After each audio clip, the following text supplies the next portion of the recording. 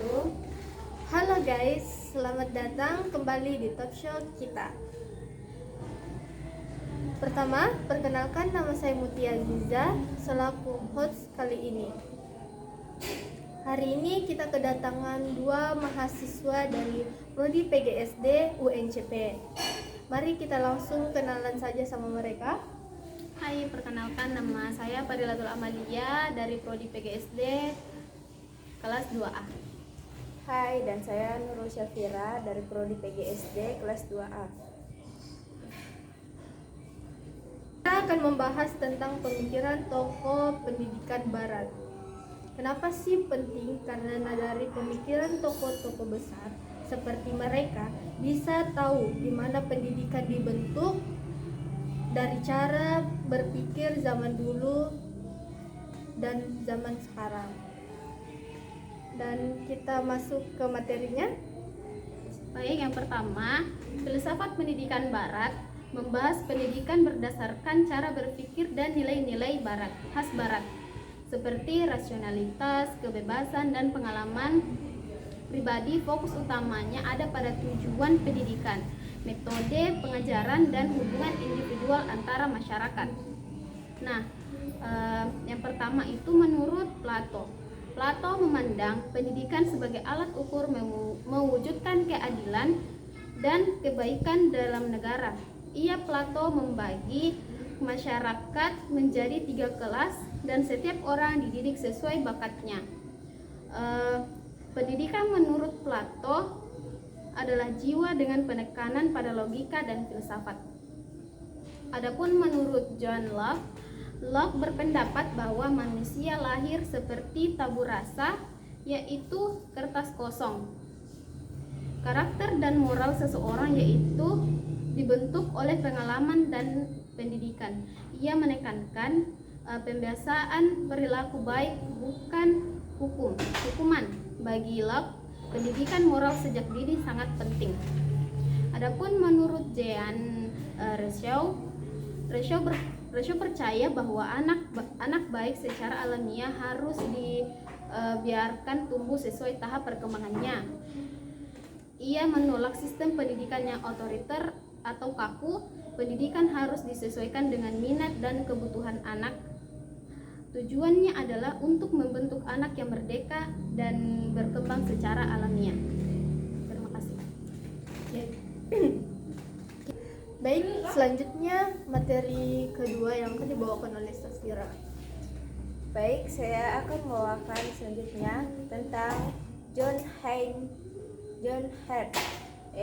Pendidikan untuk semua, terutama yang miskin. Metode holistik, kepala atau akal, hati, tangan atau praktek. Mengajar dengan kasih sayang dan sabar. Belajar dari lingkungan langsung. Sedangkan John Dewey, pendidikan pengalaman sosial, sekolah mengatur masyarakat domestik.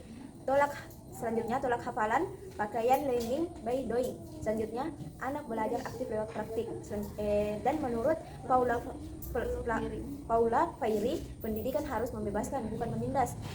Menolak sistem satu arah atau disebut backing education. Gunakan dialog dan kesadaran kritis.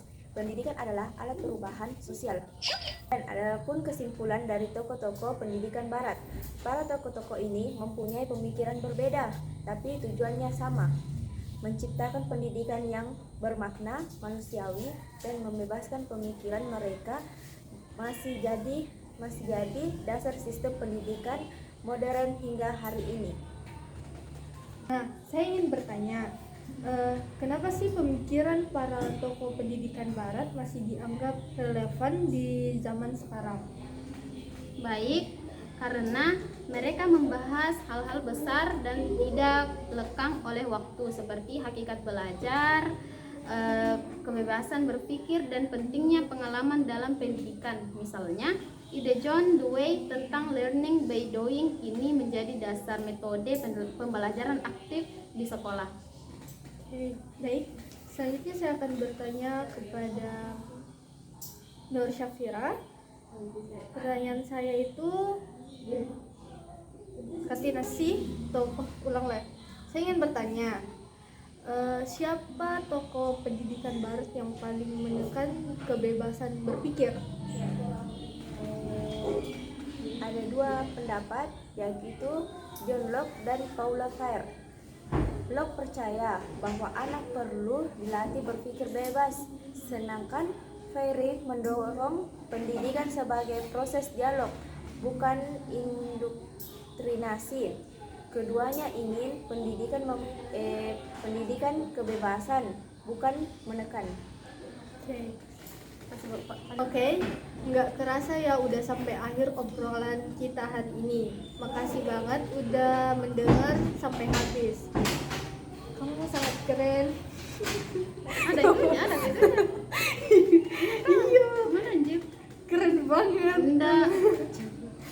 Maksudnya ini tuh ke ke orang yang menonton gitu, bukan ke kita, ke penonton itu, not me, not kita. Kasih jempol juga le. Atau nanti kasih opening ke tepuk tangan. Jempol begini aja. Ulang. Ucapan terima kasih. Itu kan mau juga ketawa saya kurasa begini. Lucu sekali. Oke, tidak terasa udah sampai di akhir obrolan hari ini. Makasih udah dengar sampai habis. Kamu sangat keren. Oke, tidak terasa udah sampai di akhir obrolan kita hari ini. Oke, kami pamit dulu. Dan jangan lupa istirahat dan sampai jumpa di episode berikutnya. Assalamualaikum warahmatullahi wabarakatuh. Waalaikumsalam warahmatullahi See you, wabarakatuh. guys.